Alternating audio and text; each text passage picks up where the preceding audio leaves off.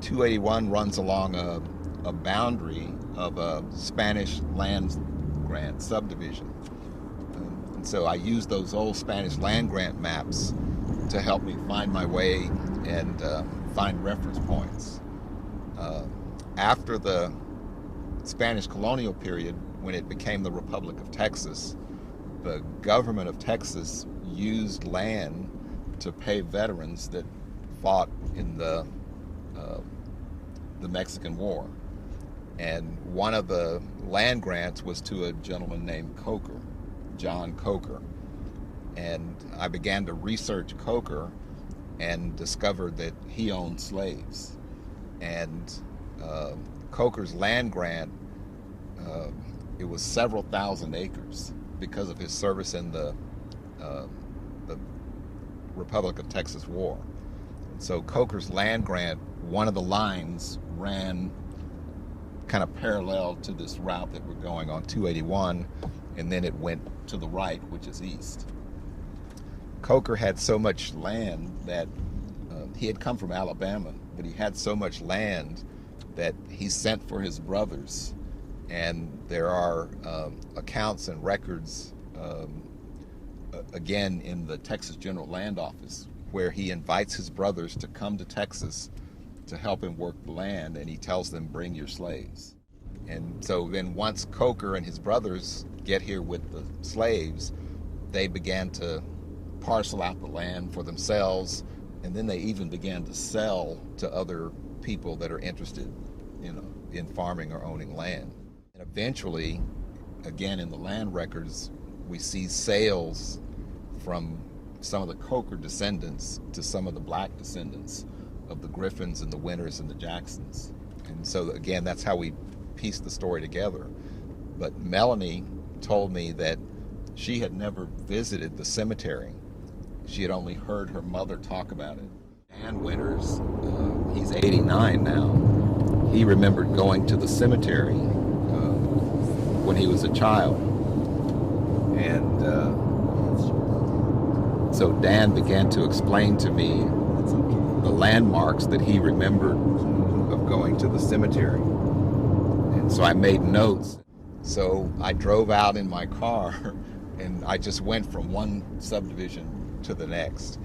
And Melanie had told me that the cemetery was near the front of a subdivision. So you can see, like, this one says the reserve.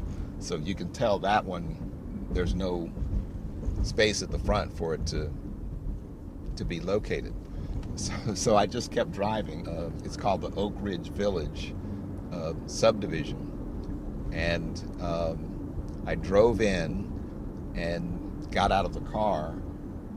There's a common area. It's like a community park area at the front of the subdivision. And there's about a quarter of an acre that's fenced off, and there were headstones in it. And so I got out of the car and started taking photographs. And these two ladies came walking up the street, and they were in their jogging outfits. And one of the ladies stopped and said, "Are you taking pictures of the cemetery?" And I said, "Yes, ma'am, I am. Is that okay? Because I don't live in the subdivision." And she said, "Oh no, that's fine." She said, "We've been trying to find descendants of this family, but we were told that they were all dead." And I said, "I don't think that's correct, because I just talked to two people that remember this cemetery." And so she said that the lady said that when the land was sold, Melanie's descendants owned 304 contiguous acres. Essentially, that's the whole subdivision now. And that they had promised, the developer had promised to protect the cemetery and keep it intact, and that they had included it in the public space, or the common space. So all of this land, as we're driving on Thousand Oaks, this would have been Coker's land grant on, the north to the left and the south to the right. And of course, this Thousand Oaks, basically when the Griffins her descendants, the Griffins, owned their property out here, this was just a wagon road. Right.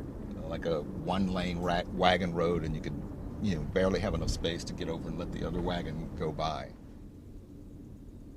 So Horace Griffin was Melanie's descendant, and Horace was brought to Texas from Florida about 1850.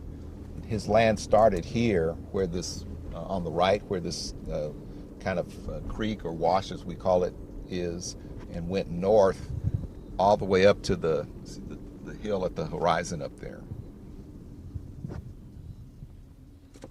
And to this point, we don't know how Horace and then his son Ellis accumulated the money to buy 300 acres, but they did. We found the deeds where they bought it by legal purchase.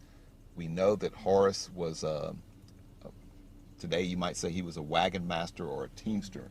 In other words, he drove freight wagons, pulled by horses or mules, and would carry different goods and materials between here, San Antonio, and west. There's a small community called Uvalde, Uvalde. It's about 45 miles. And if you can imagine driving a wagon two ways, 45 miles back and forth. But that's what he did for a living. And then once they accumulated this land, they grew cotton and corn and other produce. And then they had cattle. Finally, I got to this subdivision and turned right and just started driving slowly. I said, oh, well, there's space here, and pulled up here on the right, and here's the community park, and see the fence? That's the Griffin Cemetery, and Horace, who was born in 1839, is buried in that plot. So as I pulled in, I noticed the fence, the iron fence, and of course I could see the headstones. And from Melanie's description, Melanie Brooks, and her Uncle Dan Winter's description, I knew that this was the cemetery. And then the two ladies came walking down the street right there and saw me taking photographs, and that started the conversation. And of course they explained that the common area here, the park area, is owned by the homeowners association. So the maintenance and the grooming of the grounds is done by volunteers. They do have a commercial maintenance company, landscape maintenance company, but they're not always responsible for keeping the cemetery mowed and clipped. But Horace's grave, Horace Griffin, the gentleman who was the teamster, his grave is here, and then his sons and his wife and family. So this was the first one. Mm-hmm. And then as they described, Melanie described her cousins and so forth, the names that I had seen on the census began to, pop up, reappear. And I said, well, Melanie, who are the Hockleys and who are and she said, oh, those are our cousins. Right. And so then the light bulb went up in my head that there had to be 3 settlements of black folks out here, not just one, and that each group had a cemetery. And then once I had the names of folks in the extended family, I began to find land records where they set aside land for churches, they set aside land for a school, and the one far north, the description, they called it a Negro graveyard. The description in writing, in text, actually shows up in the deed. And so once I had a legal deed that said a Negro graveyard, you know the story, that gives you an authentic document that I could go downtown. We have, San Antonio has a formal Office of Historic Preservation. It's part of the building department. So if you want to build, especially in the middle of town, if you want to build anything in San Antonio, just like you check your building code, your zoning, can you put apartments, can you put single-family residence, it also shows up whether it's historic or not. Mm-hmm. So it's a real serious part of the way we do business in San Antonio. So I took the deed to the Office of Historic Preservation and I said, I have a deed that says there's a Negro graveyard and it's a half an acre and it gives the metes and bounds. How do we protect it? She didn't know this cemetery was here. And so now it's on her formal list. And so anything that would be done from this point on, building or changing this site, whenever somebody applies for a permit, it's going to pop up and say, you got to pay attention to the archaeological regulations and guidelines and all those kind of things. See the big oak? We got an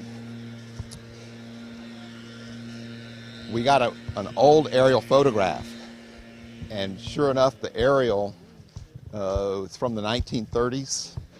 The aerial shows the farmyard layout, and that tree was in the farmyard. Down the hill there, that was the wagon trail, wagon road. So you would turn in, but the entrance to the Griffin farm was actually down that way. So the road came in the lane and turned in here and went up the hill. And see where that oak is? The big one? That's approximately where the original Griffin farmhouse was. But the farmyard, the barns and the corrals went down the hill this way past this big oak tree. So we know that that oak tree here down the hill was part of the farmyard.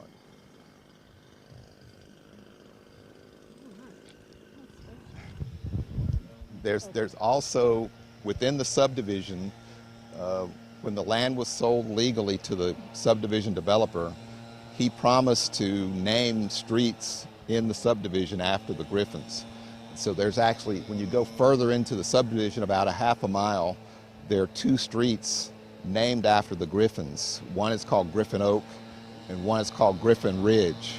But the family had never seen the namesake streets until we did the research and brought them out here. So once again, we're headed east on Thousand Oaks. All the land on the right would have belonged to Ellis and Horace Griffin from the 1880s until the 1960s, when they, finally sold off the land.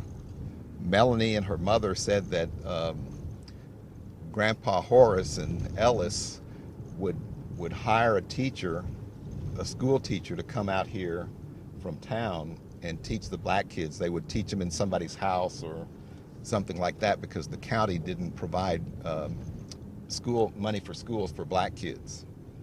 Because of the Griffins' interest in the schools, we began to search the school records and found out that Ellis was on it was called the Bexar County Colored School Trustees. So that's how important education was.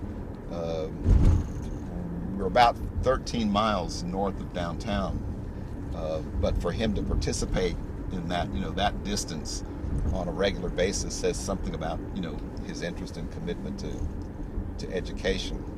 And because of the time when Ellis served on that school board, we believe that Ellis knew Samuel Sutton. Mm-hmm. Samuel Sutton was the first colored school superintendent for Bexar County, and of course Samuel lived in the house that Hope House Ministries owns now. The Freedmen's Bureau was active for about 3 years in Bexar County, and needless to say, they weren't particularly popular. There were people who were not in favor of the Confederacy, but they were very quiet about it. They weren't what you call really active. And on the other hand, there was a strong Southern component that weren't anxious for the government, Union government, to be telling them, anything to do or how to run their business. So the civil records make it pretty clear that many of the, like the mayors and the governing authorities made it pretty difficult for the Freedmen's Bureau to operate. But interestingly enough, one of the the main officers for the Freedmen's Bureau in Bexar County was a white gentleman named George Brackenridge. And Mr. Brackenridge did own slaves. His family did. But once emancipation came, he served as an officer for the Freedmen's Bureau. And Mr. Brackenridge did donate land in Bexar County and the next county over in Guadalupe County for schools for black people. There's also a school building near where the Hope House is located on the east side, was named Brackenridge School, and it was an African-American school at the turn of the century.